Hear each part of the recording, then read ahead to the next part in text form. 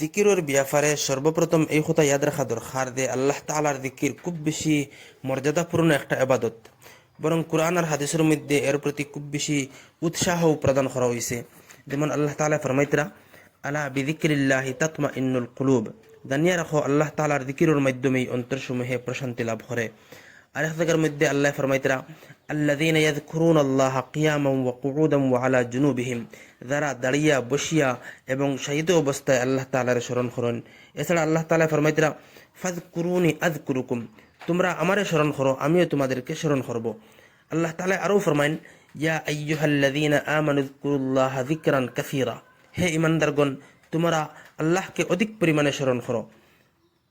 আল্লাহ তাআলা আরও ফরমাইতরা, ওয়াযকুর ইসমা রাব্বিকা ওয়া তাবাত্তাল ইলাইহি তাবতীলা, তুমি তোমার প্রতিপালকের নাম স্মরণ করো এবং একাগ্র চিত্তে তারই দিকে মনোনিবেশ করো। আল্লাহ তাআলা আরও ফরমাইন, ওয়াযযাকিরিনাল্লাহা কাসীরান ওয়াযযাকিরাত, যে সমস্ত পুরুষ এবং নারী অধিক পরিমাণে আল্লাহ তাআলার জিকির করে। তো এই সমস্ত আয়াত দ্বারা স্পষ্ট হয় যে আল্লাহ তাআলার জিকির অত্যন্ত কাম্য একটা বস্তু, প্রিয় আর বহুত সওয়াবের একটা কাজ। দ্বিতীয় কথা হয়েছে জিকিরের পদ্ধতি, জিকিরের সিস্টেম কিলা হইতো, অর্থাৎ কোনভাবে জিকির করা হইতো।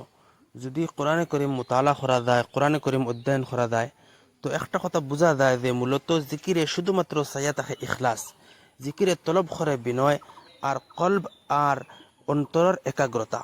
আল্লাহ তাআলা ফরমাইতরা, উদউ রাব্বাকুম তাদাররুআন ওয়া খুফিয়া, তোমরা তোমাদের প্রতিপালককে বিনয়ের সাথে এবং গোপনে আহ্বান করো।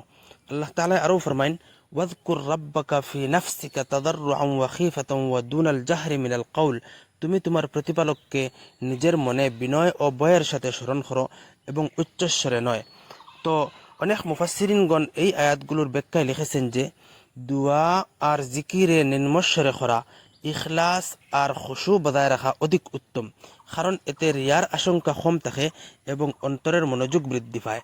সুতরাং মূল আর উত্তম পদ্ধতি হইল বিনয় ও প্রশান্তির সাথে আল্লাহ তাআলার জিকির করা।